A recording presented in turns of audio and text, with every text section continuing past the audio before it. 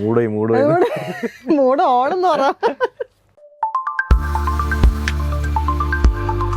റഹ്മാൻ സാറിനെ മീറ്റ് ചെയ്ത ഒരു എക്സ്പീരിയൻസ് എങ്ങനെയാണ്? ഞാൻ വിറച്ചാകെ അലമ്പായിരുന്നു.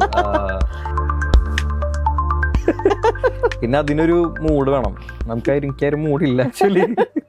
ആണോ, ഞാൻ പറയും ഒന്നും നോക്കണ്ട, ഇതുള്ളൂ 5 മിനിറ്റ് ഉള്ളൂ, വെറുതെ എന്തിനാണ് ആ സാധനം പറയും. ചിലർക്ക് ടെൻഷൻ അടിക്കണ്ടോ, അങ്ങനെ അതില് കാര്യമില്ല.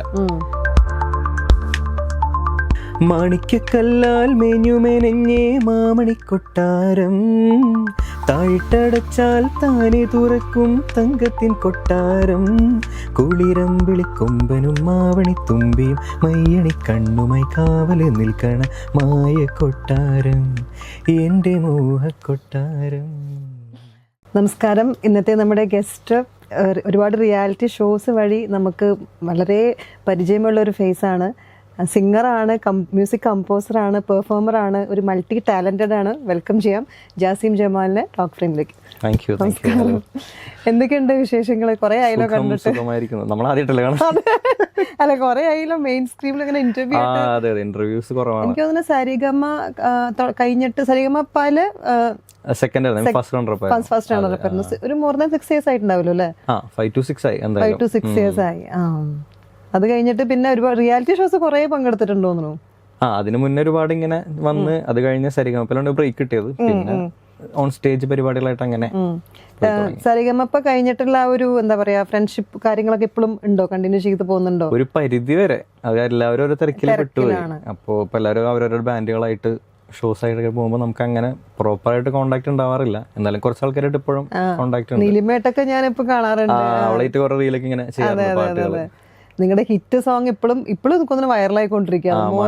6 million ഒക്കെ ആയോ? അതിനൊക്കെ അടുത്തേക്ക് അന്നും അന്ന് തന്നെ FB അത് നല്ലോണം കയറിപ്പോയിട്ടുണ്ടായിരുന്നു. യൂട്യൂബിൽ ഈ പറഞ്ഞാൽ ഇപ്പൊ 5 to 6 million ഒക്കെ ആയിട്ട് ഇങ്ങനെ. എനിക്ക് തോന്നുന്നു എത്ര കണ്ടാലും മതിയാവില്ല സോങ്. അതിനുശേഷം കുറെ ആൾക്കാർ അത് കട്ട് ചെയ്തിട്ട് ഓരോ ഇൻസ്റ്റാഗ്രാം പേജിലൊക്കെ ഇങ്ങനെ ഇട്ട് അതന്ന് പാടുമ്പോൾ വിചാരിച്ചു ഇതെങ്ങനെ അടുത്ത് കയറി. ഇല്ലില്ല, അന്ന് ആക്ച്വലി എനിക്കൊരു സോളോ സോങ് ഉണ്ടായിരുന്നു, മാനസ് നിലയിൽ എന്ന് പറഞ്ഞിട്ട്. മാനസ് നിലയിൽ ആ പാട്ട്. അപ്പൊ ആ പാട്ടിന് വേണ്ടി ഞാൻ ഒരുപാട് എഫേർട്ട് ഇട്ടത്. മറ്റേ പാട്ട് ഞാൻ അങ്ങനെ കുഴപ്പമില്ല എന്തെങ്കിലും അങ്ങനെയായിരുന്നു സംഭവത്തിൽ അങ്ങനെ. പക്ഷെ ആ പാട്ട് പ്രതീക്ഷിച്ച പോലെ അടിപൊളി ആയില്ല. എന്നാൽ ഈ പാട്ട് ഭയങ്കരമായിട്ട് അങ്ങനെ ഒരു പ്രതീക്ഷിക്കാത്തൊരു മാജിക് ആയിരുന്നു. നമ്മൾ പറയൂല, നമ്മൾ ചിലപ്പം നല്ലോണം വിചാരിച്ച പാട്ട് ഒട്ടും പോവില്ല, അല്ലാത്ത പാട്ട് പെട്ടെന്ന്.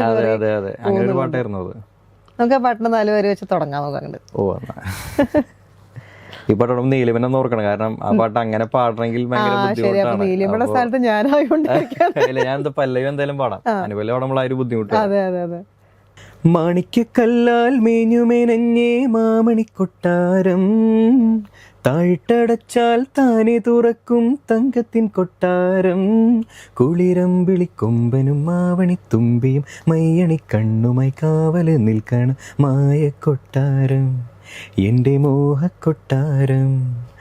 മാണിക്കല്ലാൽ മേഞ്ഞുമെനഞ്ഞേ മാമണിക്കൊട്ടാരം, താഴിട്ടടച്ചാൽ താനെ തുറക്കും തങ്കത്തിൻ കൊട്ടാരം, കുളിരം വിളിക്കൊമ്പനും മാവണി തുമ്പിയും മയ്യണി കണ്ണുമായി കാവല് നിൽക്കണ മായ കൊട്ടാരം, എൻ്റെ മോഹക്കൊട്ടാരം.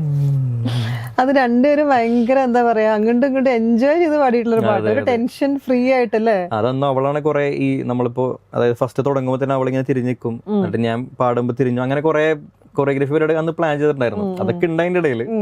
അപ്പൊ അതൊക്കെ അവളുടെ കുറെ പ്ലാനിങ് ആയിരുന്നു കുറെയൊക്കെ. അങ്ങനെയൊക്കെയാണ് അത് അടിപൊളിയായത് കുറെയൊക്കെ. വാപ്പച്ചിയാണോ തോന്നുന്നു ഇൻസ്പിറേഷൻ ഓഫ് മ്യൂസിക്കിലോട്ട് വരാൻ? വാപ്പയാണ് സപ്പോർട്ട് ആക്ച്വലി ഭയങ്കരമായിട്ട്. എത്ര വയസ്സ് മുതൽ, ഏത് വയസ്സ് മുതലാണ് തുടങ്ങിയത് പാട്ട് പഠിക്കാനൊക്കെ ആയിട്ട്? പാട്ട് പഠിക്കാൻ ലേറ്റ് ആയിട്ടായിരുന്നു ആക്ച്വലി. ഞാൻ എനിക്ക് തോന്നുന്നു 7ാം ക്ലാസ്സിൽ പഠിക്കുമ്പോഴാണ് പാട്ട് പഠിച്ചു തുടങ്ങുന്നത്. പക്ഷെ LKG തൊട്ട് പാടും. അപ്പൊ 1ാം ക്ലാസ് തൊട്ട് പ്രയർ സ്കൂളിൽ പാടി തുടങ്ങി. അങ്ങനെ പിന്നെ 3ാം ക്ലാസ് തൊട്ട് നമ്മൾ ഈ പറയുന്ന പോലെ കോമ്പറ്റീഷൻസും കാര്യങ്ങളൊക്കെ പോയി തുടങ്ങി. പിന്നെ എനിക്ക് മടിയായിരുന്നു പൊതുവെ പാടാനും പാട്ട് പഠിക്കാനും നമുക്ക് മടിയായിരുന്നു. അപ്പൊ എന്റെ വീട്ടുകാർ ഈ പറയുന്ന പോലെ ഇപ്പൊ ഉമ്മയായിരിക്കും എന്നെ കൊണ്ടുപോകുക, പൊതുവെ ഉമ്മയാണ് കൊണ്ടുപോകുക പാട്ട് പഠിക്കാനൊക്കെ. നമ്മൾ ബസ് സ്റ്റോപ്പിലേക്കൊക്കെ പോകുമ്പോൾ ഉമ്മ എന്ത് ചെയ്യും, മിഠായി പിടിച്ചരാന്ന് പറയും ഈ ചെറുപ്പത്തില്. എന്നിട്ട് പാട്ട് പഠിക്കാൻ കൊണ്ടുപോകും. പാട്ട് 1 മണിക്കൂർ ഇരുന്ന് കഴിഞ്ഞാൽ എനിക്കൊരു 5 സ്റ്റാറോ അപ്പൊ അത് കിട്ടാൻ വേണ്ടി മാത്രം പാട്ട് പഠിക്കാൻ പോയിരുന്നു. അങ്ങനെയായിരുന്നു ആദ്യം. പിന്നെ ഫസ്റ്റ് ഒരു റിയൽ ഷോ കഴിഞ്ഞപ്പോഴാണ് ഫസ്റ്റ് റിയാലിറ്റി ഷോ ഏതായിരുന്നു? Indian voice Indian voice. അതില് വിന്നർ ആയിരുന്നു? അല്ല, ഇത് തേർഡ്. തേർഡ് ആയിരുന്നു. Okay okay. ഏഷ്യനെറ്റിന്റെ അല്ല, മഴവിൽ മനോരമ. മഴവിൽ മനോരമയുടെ. ഓക്കെ. അതിൽ ചിത്രചേച്ചിയും ശരസാറായിരുന്നു. അപ്പൊ അവരുടെ മുമ്പിൽ അതിന്റെ 55ഓളം പാട്ടൊന്നും പാടിയിട്ടുണ്ടായി ആ പ്രായത്തില് 8 to 9 ആ ടൈമിലായിരുന്നു. ഓ. അപ്പൊ അത് കഴിഞ്ഞായിരുന്നു ഫിനാലെ. അപ്പൊ അതിന്റെ സെലക്ഷൻ ഒക്കെ എങ്ങനെയായിരുന്നു? അത് സെലക്ഷൻ ഇതുപോലെ തന്നെ 4 ജഡ്ജസ് ഉണ്ടാവും. 3 ഓഡിഷൻ ഉണ്ടായിരുന്നു ആദ്യം. അവർ 2 ഓഡിഷൻ കഴിഞ്ഞ് ഫൈനൽ ഓഡിഷനിൽ 4 ജഡ്ജസ് ഉണ്ടാവും. അവര് അപ്രൂവ് ചെയ്ത് കഴിഞ്ഞാൽ ഷോയിൽ കയറും. പിന്നെ ഷോ ഇങ്ങനെ പോകുന്നു. അതിങ്ങനെ പേടിയൊന്നും കൂടാണ്ട് പാടിയില്ലേ? പേടിയൊക്കെ ഉണ്ടായിരുന്നു. പിന്നെ ചെറുപ്പത്തിന്റെ ആ ഒരു എല്ലാരും അങ്ങനത്തെ ഒരു കാറ്റഗറി ആയിരുന്നല്ലോ. പിള്ളേരെല്ലാരും കളി ചിരി അങ്ങനത്തെ വൈബായോണ്ട് വലിയ കുഴപ്പമുണ്ടായില്ല. പിന്നെ എന്റെ സൗണ്ട് ചേഞ്ച് ആവുന്ന ടൈമായിരുന്നു. അപ്പൊ അതിന്റെ ഒരു സ്ട്രെയിൻ ഭയങ്കരമായിട്ടുണ്ടായിരുന്നു. പക്ഷെ എങ്ങനെയൊക്കെയോ പിടിച്ച് ഫിനാലെ വരെത്തി തേർഡായി.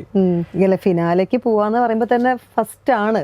അതെ അതെ, ആക്ച്വലി പറയുമ്പോ അത്രയും നമ്മളെ സ്റ്റേജ് കഴിഞ്ഞിട്ടാണല്ലോ അവിടേക്ക് എത്തണത്. അപ്പൊ അത് കഴിഞ്ഞപ്പോ എനിക്ക് ഇങ്ങനെ ഈ പരിപാടി കൊള്ളാലോ എന്നുള്ള സാധനം തോന്നി. പിന്നെയും സ്റ്റഡീസിലേക്ക് പോയി 10th കഴിഞ്ഞ്. പിന്നെ അത് കഴിഞ്ഞൊരു ഷോ കഴിഞ്ഞപ്പോഴാണ് ഏഷ്യാനെറ്റിൽ സൂപ്പർവൈസർ ഒരു ഷോ ഉണ്ടായിരുന്നു. അതും കൂടെ കഴിഞ്ഞപ്പോഴാണ് ഓക്കെ ഇത് കൊള്ളാൻ പരിപാടി എന്നുള്ള. പിന്നെ അത് കഴിഞ്ഞപ്പോൾ ആൾക്കാരൊന്ന് വിളിച്ച് ഷോക്കൊക്കെ വിളിച്ചു തുടങ്ങി. ഇതിന്റെ ഒരു ഇത് മനസ്സിലായി, ഒരു എങ്ങനെയാണ് ഹാൻഡിൽ ചെയ്യേണ്ടത്. പിന്നെയാണ് അത് കുറച്ചും കൂടി ഒന്ന് ഇതായത്. അതേപോലെ തന്നെ സ്റ്റാർ പ്ലസിൽ എങ്ങാണ്ട് ഒരു അത് വെറുതെ എനിക്ക് റഹ്മാൻ സാറെ കാണണം എന്നുള്ളൊരു ആഗ്രഹം കൊണ്ട് മാത്രം പോയതാ. അത് പറയുന്ന പോലെ ഞാൻ ഡിഗ്രി സെക്കൻഡ് ഇയർ പഠിക്കുമ്പോഴായിരുന്നു. അപ്പോഴും കോളേജിലെ പാട്ടും പരിപാടിയൊക്കെ ഉണ്ട്. നമ്മള് മറ്റേ ഡി സോൺ ഇന്റർ സോൺ പരിപാടികളും ആ പരിപാടിയൊക്കെ ആയിട്ട് പോയിക്കൊണ്ടിരിക്കുക. കാരണം കോളേജ് കഴിഞ്ഞിട്ട് എന്തെങ്കിലും ചെയ്യാന്നുള്ള, ഡിഗ്രി കഴിഞ്ഞിട്ട് എന്തെങ്കിലും ചെയ്യാന്നുള്ള പ്ലാൻ ആയിരുന്നു. സെക്കൻഡ് ഇയർ ആയപ്പോൾ ഇങ്ങനെ അവിടെ നിന്ന് ഒരു കോൾ വന്നു, സ്റ്റാർ പ്ലസിൽ ഇങ്ങനെ ഒരു പരിപാടി എന്ന് പറഞ്ഞിട്ട്. അപ്പൊ സ്റ്റാർ പ്ലസ് ആണ്.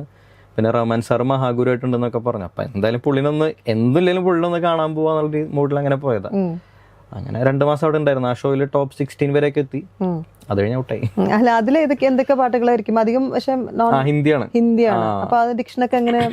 അത് ഒറ്റയ്ക്കിരുന്ന് പഠിക്കാൻ കുറെ. ഞാൻ പണ്ട് ഇത്തേട്ട് സീരിയൽ കാണായിരുന്നു, ഹിന്ദി സീരിയൽസ്. അപ്പൊ അങ്ങനെയാണ് കുറെ ഹിന്ദി എനിക്ക് പഠിച്ചത്. പിന്നെ അവിടെ പോയി ഓട്ടോമാറ്റിക്കലി ഹിന്ദി ഭയങ്കര ഇഷ്ടമാണ് എനിക്ക്. ഹിന്ദി അത്യാവശ്യം കുറച്ചൊക്കെ അറിയാം. അപ്പോ പിന്നെ പാട്ട് കേട്ട് പഠിച്ച് ഇങ്ങനെ ഹിന്ദി സോങ്സ് കേൾക്കാറുണ്ട്. ഹിന്ദിയാണ് കൂടുതലും എന്റെ ടോണിനും ആൾക്കാർക്ക് കേൾക്കാൻ ഇഷ്ടം ഹിന്ദിയാണെന്ന് പറയാറുണ്ട്. അപ്പോ അങ്ങനെ പിന്നെ ഹിന്ദുസ്ഥാനിയെ പഠിച്ചത്. അപ്പൊ അതിന്റെയും കുറെ കുറച്ച് നാള് 2-3 കൊല്ലം. അപ്പൊ അതിന്റെ കുറെ ഇൻഫ്ലുവൻസ് ഉണ്ടായിട്ടുണ്ട്. റഹ്മാൻ സാറിനെ മീറ്റ് ചെയ്ത ഒരു എക്സ്പീരിയൻസ് എങ്ങനെയായിരുന്നു? ഞാൻ വിറച്ചാകെ അലമ്പായിരുന്നു. ടെൻഷൻ കയറി. അത് പുള്ളിയുടെ പാട്ട് തന്നെയാണ്. അതായത് ഓഡിഷൻ എല്ലാം കഴിഞ്ഞ് ഫസ്റ്റ് സ്റ്റേജിൽ നമുക്ക് ഒരു പാട്ട്, അപ്പൊ പുള്ളി ഇരിക്കുന്നുണ്ട്. അപ്പൊ എനിക്ക് മറ്റേ ഉയരയുടെ ഹിന്ദി ആയിരുന്നു, തൂഹിരെ. അപ്പൊ തൂഹിരെ പറഞ്ഞപ്പോ തന്നെ നമുക്കൊരു സാധനം ഉണ്ട്. കാരണം വൈരിയൊന്നും അത് ഹിന്ദിയാണ്, നമുക്ക് തമിഴ് അറിയുള്ളൂ കൂടുതലും. പിന്നെ പുള്ളി ഇരിക്കും. അപ്പൊ ഞാൻ നേരെ കയറി വരുമ്പോ നമുക്ക് ടേക്ക് എന്ന് പറയുന്നത് കയറിയിട്ട് പിന്നെ റിഹേഴ്സൽ അങ്ങനെയൊന്നുമില്ല. നേരെ കയറി വരുന്ന നിന്നിട്ട് അവർ പാട്ട് തുടങ്ങും. അങ്ങനെ ടേക്ക് ആയിരുന്നു. അങ്ങനെ ഒരു സെഷനിലാണ് തുടങ്ങിയിരുന്നത്. പുള്ളിയോട് ഞാൻ കയറി വരുമ്പോൾ പുള്ളി ഇതുപോലെ അവിടെ ഇരിപ്പുണ്ട്. അപ്പൊ എനിക്ക് ഈ പുള്ളിനെ കണ്ടപ്പോ ആകെ വിറച്ച്. പിന്നെ വരി ഏതോ വഴിക്കൊക്കെ പോയി. ഏതൊക്കെ വരെ ഞാൻ ഉണ്ടാക്കി പാടി. ആകെ വേറെ എനിക്ക് നല്ല മൊമെന്റ് ഉണ്ടായെച്ചാല് മറ്റേ ഈ പാട്ട് പാടി, വെണ്ണിലവയുടെ ഹിന്ദി പാടി, ചന്ദാരേ പാട്ട് പാടി. അപ്പൊ അതിന് പുള്ളി എനിക്ക് കീസ് വായിച്ചു. പുള്ളി കീസ് വായിച്ചിട്ട് ഞാൻ പാടി. പക്ഷെ അത് ടെലികാസ്റ്റ് ചെയ്തില്ല. പക്ഷെ എനിക്ക് ഓർത്തൊക്കെയുള്ള ഒരു പരിപാടി. എന്റെ ഉദ്ദേശം അത് ഉണ്ടായുള്ളൂ, റഹ്മാൻ സാറെ കാണാൻ, സാറിന്റെ കൂടെ കുറച്ച് ടൈം സ്പെൻഡ് ചെയ്യാൻ അത്ര ഉണ്ടായുള്ളൂ. പിന്നെ അപ്പൊ അത് ഭയങ്കര ഒരു മൊമെന്റ് ആയിരുന്നു. ഫോട്ടോസ് ഒന്നും കിട്ടില്ല. എനിക്ക് ആകെ കിട്ടിയത് ഇതിന്റെ ഇടയിൽ ഞാൻ പുള്ളിക്ക് കൈ കൊടുക്കാൻ പോണ ഒരു ഫോട്ടോ ഉണ്ട്. അത് മാത്രം ഞാൻ സ്ക്രീൻഷോട്ട് എടുത്ത് ഇപ്പോൾ ഞാൻ പോസ്റ്റ് ചെയ്തിട്ടുണ്ടായിരുന്നു. അത് മാത്രമേ കിട്ടിയിട്ടുള്ളൂ. പിന്നെ ഒരു വീഡിയോ, നമ്മൾ സംസാരിക്കുന്ന ഒരു വീഡിയോ ഉണ്ട്. കാരണം എല്ലാരും ആഗ്രഹിക്കാൻ കാത്തിരിക്കുന്ന ഭയങ്കര ഒരു, അത് ഭയങ്കര മൊമെന്റ് ആയിരുന്നു. അത് കഴിഞ്ഞിട്ട് പിന്നെ റിയാലിറ്റി ഷോ അത് കഴിഞ്ഞ് അതിന് ഔട്ടായി ഇങ്ങനെ വിഷമിച്ചു വന്നിരിക്കുമ്പോഴാണ് സരിഗമപ്പയിലേക്ക് കോൾ വരുന്നത്. പിന്നെ സരിഗമപ്പ അതിന്റെ ആൽബം സോങ്സ് ഒക്കെ ഇടയ്ക്ക് അങ്ങനെ ഓരോന്ന് പാടാറുണ്ടായിരുന്നു. പിന്നെ എന്റെ ഒരു കൂട്ടുണ്ട് ഹസീബ് എന്ന് പറഞ്ഞിട്ട്, അവൻ ദുബായിലാണ് ഇപ്പൊ വർക്ക് ചെയ്യാണ്. അപ്പൊ അവൻ നാട്ടിലുള്ള സമയത്ത് അവന്റെ കുറെ വർക്കുകൾ ഇങ്ങനെ ചെയ്ത് അങ്ങനെ കുറച്ച് പാട്ടുകൾ ചെയ്തിട്ടുണ്ടായിരുന്നു. അതിൽ ചില പാട്ടിലൊക്കെ അത്യാവശ്യം ആൾക്കാർക്ക് ഇഷ്ടമായി. അങ്ങനെ കുറച്ച് പാട്ടിലൊക്കെ ഉണ്ടായിരുന്നു. പക്ഷെ അതിന് ഒരു കമ്മ്യൂണിറ്റി പാട്ടിലായിരുന്നു കുറെയൊക്കെ. എന്നാലും കുറെ പാട്ട് കോളേജിലുള്ള സമയത്തും ആൽബം സോങ്സിന്റെ അധികമല്ല, കുറച്ച് പാട്ടിൽ, ഒരുപാടല്ല, കുറച്ച് പാട്ടിലൊക്കെ ആയിട്ട് അങ്ങനെ ചെയ്യാറുണ്ട്. ഡിവോഷനിലായിരുന്നോ? ഡിവോഷനിലും കുറച്ചുണ്ടായിരുന്നു. അതല്ലാത്ത കുറച്ച് ചില ആൾക്കാർക്ക് വേണ്ടി ചെയ്ത് കൊടുക്കുന്ന പാട്ടിലുണ്ടായിരുന്നു. പിന്നെ നമ്മുടെ കോളേജിന് കുറച്ച് വെബ് സീരീസ് പരിപാടിയൊക്കെ ഉണ്ടായിരുന്നു ആ ടൈമില്, കൊറോണ എന്ന ടൈമിലൊക്കെ. വെബ് സീരീസ് എന്ന് പറയുമ്പോൾ ക്വാറന്റൈൻ സമയത്ത് ഉണ്ടായിരുന്ന മറ്റേ ഗൂഗിൾ മീറ്റ് വഴിയുള്ള കുറച്ച് പരിപാടികൾ, അങ്ങനത്തെ ഒരു പരിപാടിയൊക്കെ ഉണ്ട്. അപ്പൊ അതിന് കുറച്ച് പാട്ടിലൊക്കെ ചെയ്തിട്ടുണ്ടായിരുന്നു. അതെ, വെബ് സീരീസ് നമ്മുടെ തന്നെ ടീമായിരുന്നു മൊത്തം. നമുക്കൊരു ഗുൽഷാംബിഫിക്കേഷൻ എന്നൊരു ടീമുണ്ട്, ഗുൽഷാംബിഫിക്കേഷൻ. അപ്പൊ അവരുടെ ബാനറിൽ കുറച്ച് 2-3 ഷോർട്ട് പരിപാടി ചെയ്തിട്ടുണ്ടായിരുന്നു, വെബ് സീരീസ് പോലെ.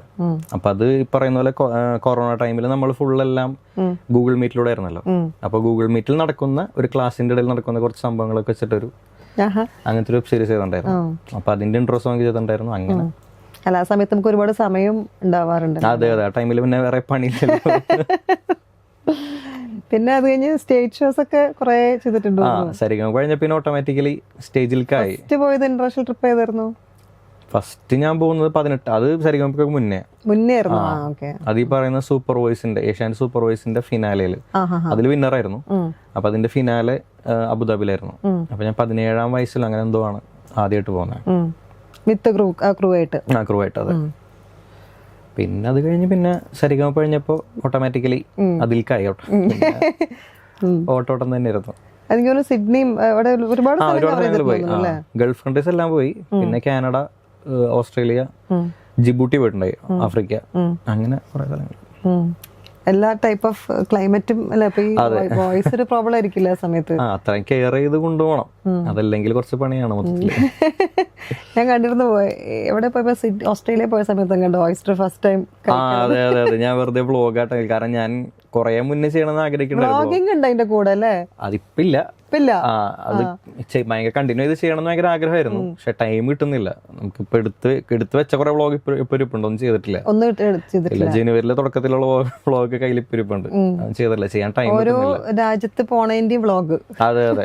അപ്പൊ ഞാൻ ഓൾറെഡി കുറെ സ്ഥലത്ത് പോയി, ഒരു പാസ്പോർട്ട് കഴിഞ്ഞു. അപ്പൊ ഇത്രയും പോയിട്ട് ഒന്നും ഡോക്യുമെന്റ് ഇല്ലാന്ന് ആലോചിക്കുമ്പോ ഒരു വിഷമം. അപ്പൊ ഇത്തവണ ഓസ്ട്രേലിയ പോയപ്പോ ഞാൻ ഫുള്ള് കവർ ചെയ്തു. അപ്പൊ അതിന്റെ ഓയിസ്റ്റർ തീറ്റ പുതിയ എക്സ്പീരിയൻസ് ആണ്. ഞാൻ ആദ്യമായിട്ടാണ് കഴിക്കുന്നത്. അപ്പൊ അങ്ങനെ വെറുതെ ഇട്ടതാ. അങ്ങനെ ഫുഡിയാണോ? അത്യാവശ്യം. ഇപ്പൊ കുറച്ചിരിപ്പോ നോമ്പിന്റെ സമയമാണ്. പിന്നെ ഇപ്പൊ ഒന്ന് കുറച്ചിരിക്കണം മൊത്തത്തിൽ. അങ്ങനെ എല്ലാ ഫുഡും ടേസ്റ്റ് ചെയ്യാൻ അങ്ങനെ എനിക്ക് അങ്ങനെ വിഷയമൊന്നുമില്ല. കുക്കിംഗ് ഇല്ല, കുക്കിങ്ങിന്റെ ഭാഗത്തേക്ക് പോയിട്ടില്ല.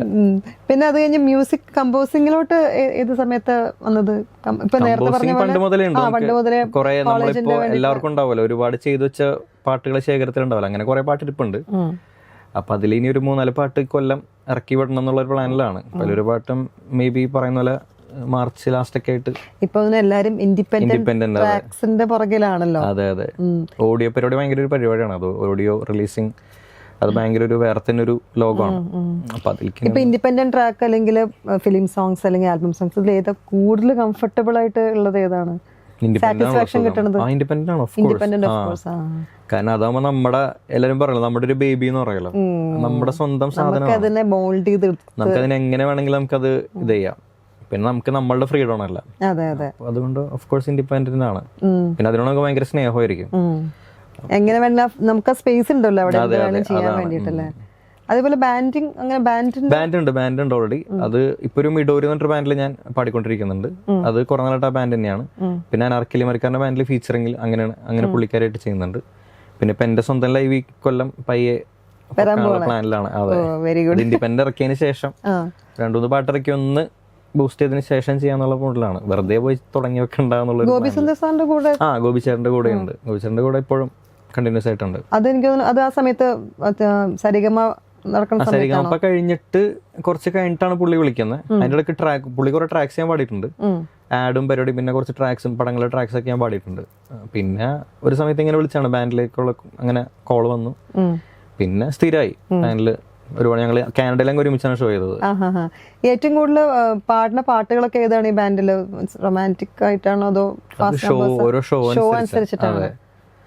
നമ്മൾ ചിലത് കോർപ്പറേറ്റ് ഒക്കെ ചെയ്യുമ്പോൾ ബോളിവുഡ് ആൾക്കാരിക്കും. അപ്പോൾ ചിലപ്പോൾ ഫുള്ള് ഹിന്ദി ഫാസ്റ്റ് അങ്ങനത്തെ പരിപാടി ആയിരിക്കും. അതല്ല ഇപ്പൊ കോളേജൊക്കെ ആണെങ്കിൽ ഒരു എല്ലാ ടൈപ്പും ഉണ്ടാവും. അങ്ങനെ പല കാറ്റഗറി ഓഫ് ഓഡിയൻസ് വെച്ചിട്ടാണ്. എന്തെങ്കിലും അങ്ങനത്തെ വല്ല ഗൂസ് പമ്പ് കിട്ടിയ വല്ല എക്സ്പീരിയൻസ് ഉണ്ട് സ്റ്റേജ് പെർഫോമൻസിൽ? ഇങ്ങനെ അവര് റിക്വസ്റ്റ് തന്നിട്ട് പാടിക്കിട്ട് ഭയങ്കര സംഭവമായിട്ട് മാറിയിട്ടുള്ള? പറയുമ്പോ കുറെ ഉണ്ടാവും, പറയുമ്പോ ഓർമ്മ വരുന്നില്ല. നമ്മള് പെട്ടെന്ന് കേൾക്കുമ്പോ ആകെ ടോട്ടലി ബ്ലാങ്ക്. കോമഡി ആയിട്ടുള്ളൊരു ഇവന്റ് വെച്ച് കഴിഞ്ഞാല് ഈ ഗോപിച്ചേട്ടന്റെ ലൈവില് എനിക്ക് തോന്നുന്നു കാനഡയെന്നുണ്ട്. അപ്പൊ ഞാൻ കേറുന്നത് മറ്റേ പാട്ടിലാണ്, മൊയ്തീനിലെ അത് പാട്ട് ഞാൻ ഇൻട്രോ ചെയ്യാം. അപ്പൊ ഗോപിച്ചേട്ടൻ അതിങ്ങനെ ഇൻട്രോ കൊടുത്ത് മറ്റേ നമ്മുടെ സാക്സ്ഫോൺ വായിക്കുന്ന പുള്ളിയും ഗോപിച്ചേട്ടൻ അതൊന്ന് കണ്ടക്ട് ചെയ്ത് അത് നേരെ കയറുമ്പോൾ ഞാൻ പയ്യെ ഇവിടെ നിന്ന് പാടി കയറുമ്പോൾ ഗോപിച്ചേട്ടൻ അതിനെ ഇൻട്രൊഡ്യൂസ് ചെയ്യും. ലെറ്റ്സ് വെൽക്കം ജാസിം എന്ന് പറഞ്ഞ ഇൻട്രൊഡ്യൂസ് ചെയ്യും. ഏതൊരു സ്റ്റേജിൽ പുള്ളിക്ക് എന്റെ പേര് മാറിപ്പോയി, അജ്മൽ പോയി. അങ്ങനെ അപ്പൊ ഞാനിത് ഇവിടെ വെൽക്കം അജ്മൽ എന്ന് പറഞ്ഞപ്പോ ഞാൻ പെട്ടെന്ന് എനിക്ക് ചിരിയും വരുന്നുണ്ട്, ഇത് പാട്ട് നിർത്താനും പറ്റില്ലല്ലോ. എന്നിട്ട് പുള്ളി തന്നെ പെട്ടെന്ന് സോറി ജാസിം, അത് ജാസിം ജമാൽ എന്നാണല്ലോ, പലർക്കും അജ്മൽ എന്നായിട്ട് മാറും. എന്നിട്ട് പുള്ളിനെ മാറ്റി പറഞ്ഞു. അങ്ങനെ കുറച്ച് ഫൺ മൊമെന്റ്സ് ഒക്കെ ഉണ്ടായിട്ടുണ്ട്. അല്ല ചിലപ്പോ നമുക്ക് പെട്ടെന്ന് പാട്ടേ നമ്മൾ സ്റ്റോപ്പ് ആയി പോകും, പക്ഷെ അത് ചെയ്തില്ലല്ലോ. ഇല്ല, അത് പാട്ട് നിർത്താൻ പാടില്ല, ചിരി വരും പക്ഷെ പാട്ട് നിർത്താൻ പാടില്ല. അതേപോലെ സ്റ്റേജിൽ നിന്ന് എങ്ങനെയും ലിറിക്സ് തെറ്റിയിട്ടുള്ള സംഭവങ്ങൾ, അത് പിന്നെ എനിക്ക് തോന്നുന്നു ലിറിക്സ് പെർഫോമൻസ് ചെയ്യുമ്പോൾ അതത്ര വലിയ ആൾക്കാർ ശ്രദ്ധിക്കില്ല. ഷോസിൽ ചെയ്തിട്ടുണ്ടോ? റിയാലിറ്റി ഷോയിൽ എവിടെയെങ്കിലും പോയിട്ടുണ്ടോ? അങ്ങനെ നേരത്തെ പറഞ്ഞ പോലെ ഇപ്പം എ റഹ്മാൻ സാറിന്റെ കണ്ടപ്പോ അല്ല, അതാണ് അത് ഞാൻ ഉണ്ടാക്കി പാടിയതാ. അത് എന്തൊക്കെയോ വരെ ഉണ്ടാക്കി പാടി ഞാൻ. തൂഹിരയിലെ ഏതൊരു ഭാഗത്ത് ഏതൊരു വരെ ഉണ്ടാക്കി, ആയിരൊന്നും ഓർമ്മയില്ല ഉണ്ടാക്കി പാടിയതാണ്. എന്തോ ഉണ്ടാക്കി പാടി. വേറെ റിയാലിറ്റി ഷോസിൽ അങ്ങനെ വല്ല ലിറിക്സ് തെറ്റിയിട്ടുള്ള വല്ല അനുഭവങ്ങൾ ഉണ്ടായിട്ടുണ്ടായിരുന്നു? ഇല്ല, ലിറിക്സ് അങ്ങനെ ഞാൻ കൂടുതൽ കാണാപ്പടം പഠിച്ച് പാടുന്ന ആളാ. ഐപാഡിൽ അധികം വെക്കാറില്ല, വല്ലപ്പോഴും വെക്കാറുള്ളൂ. ഈ ഒരു പാട്ട് പഠിക്കാൻ എത്ര സമയം എടുക്കും? സമയം നോക്കിയിട്ടില്ല, നമ്മൾ ഈ കേട്ട് എത്ര പ്രാവശ്യം കേൾക്കും? കുറേ പ്രാവശ്യം കേൾക്കും. അങ്ങനെ കേൾക്കൂല, ചിലപ്പോൾ ഒറ്റോട്ടം കേട്ടാൽ ചിലപ്പോൾ കയറും, ചിലപ്പോ കേട്ട് ഭയങ്കര ടഫായിട്ടുള്ള പാട്ടിലൊക്കെ ആണെങ്കിൽ ചിലപ്പോൾ കേട്ട്. ഇപ്പൊ ഹരിമുരളിയുടെ പാടിയുണ്ടായി സരിഗമപ്പയില്, അത് ഫുൾ നൊട്ടേറ്റ് ചെയ്ത് ഹമ്മിങ് ഒക്കെ നൊട്ടേറ്റ് ചെയ്ത് അങ്ങനെ പഠിക്കണം, അല്ലെങ്കിൽ അത് കിട്ടില്ല. അതല്ല സിമ്പിൾ ആയിട്ടുള്ള പാട്ടിലാണെങ്കിൽ നമുക്ക് പെടപെടേന്ന് കിട്ടും.